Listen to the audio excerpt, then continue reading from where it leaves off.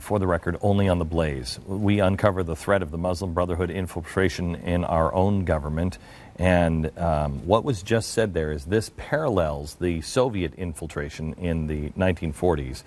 Diana West is the author of American Betrayal, The Secret Assault on Our Nation's Characters. Diana, you and I have talked about this before. This is so much parallel. Let's go through a couple of them. Let's go through the institutionalizing of the phrase religion of peace. Give me the parallel of that from the 1940s. Yeah. It's a great one, Glenn.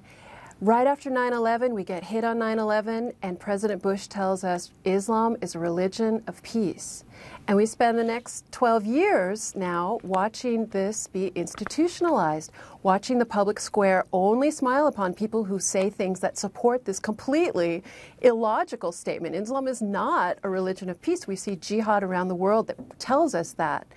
What I found, and much to my surprise, I found that during World War II, just as today's federal government will whitewash jihad, whitewash Sharia, whitewash Islam, we had the federal government whitewashing communism, telling us that communism was compatible with democracy, that there was full religious freedom in the Soviet Union. President Roosevelt actually said that straight-faced to the nation in 1941. I mean, the parallels are striking. They're shocking. They tell us the government lies to us. Okay, let's take the John Brennan trying to take everything out, calling anybody an anti-jihadist, anti-Muslim. Yeah. Give me the parallel in the 1940s. Yeah. Well, we had that letter, right, to 2011 to John Brennan, then President Obama's counterterrorism advisor, telling him to strip out the anti-Islamic, the trainers who were teaching Islamic realism, jihad realism. In 1943, much to my surprise again, I find the Soviet ambassador comes to the State Department with a list of names, just as we saw in our own time, a list of names of perceived to be anti-communist officials at the State Department. He wanted them purged. They were purged. Plus, they also completely broke apart and destroyed or just riffled through the files that had been painstakingly assembled at the State Department after the revolution up to the war period by Soviet specialists, by men on those desks. Okay, I know that in same thing. You know, we had at the time we had J. Edgar Hoover, who has been vilified in history, but that guy was a communist hunter. And he wouldn't give up. And he had assembled an awful lot of power in those days.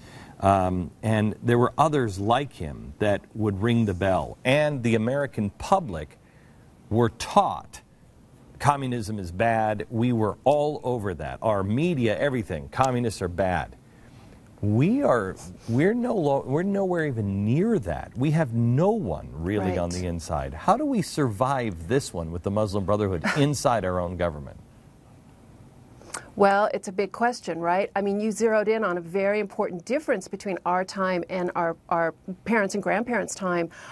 Yes, you had an anti-communist at the top of the FBI. Today we have men at the top and women at the top of the FBI who know nothing about the threat, who do not understand what the Muslim Brotherhood is, what it stands for, what it's supposed to do. So how, I think, again, we have to look to our forebears' example. We had great investigators in the House and the Senate. We had Democrats, we had Republicans. We had Martin Dies of Texas, representative Democrat, who opened up the House Un-American Activities Committee in 1938, did fantastic work after the war. This would continue on. We had Senator Joseph McCarthy, the most vilified man in American history, another one of the great investigators. But there were others. There's Senator Pat McCarran, a Democrat, did fantastic work. We don't have anyone doing that today. You know, I mean, Darrell Issa, I only have a minute here. I mean, I'm concerned because I don't want people to prove their citizenship. Prove to me that you're not. It can turn into the witch trials easily, and you don't want to go down that road. You know, how do you balance that? Well, I think you have to recognize the witch trials, for sure. Back in Salem, were pursuing innocence. But what we know now after the fall of the Soviet Union is that we had hundreds of Americans acting as proxies for Stalin in our government.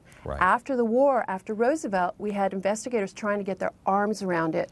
Right now, we have Michelle Bachmann, remember last summer, could not even raise her hand and say, do we have evidence of Muslim Brotherhood penetration of the policymaking train, or don't we? She was absolutely vilified, called a McCarthy, right? Yep. And it was over. And we have to get by that. Diana, thank you very much. The name of the book is American Betrayal. And for anybody, this is what's happening now and the comparison. And anybody who, in this audience, who still thinks McCarthy was a bad guy, I might recommend you read another book called Blacklisted by History.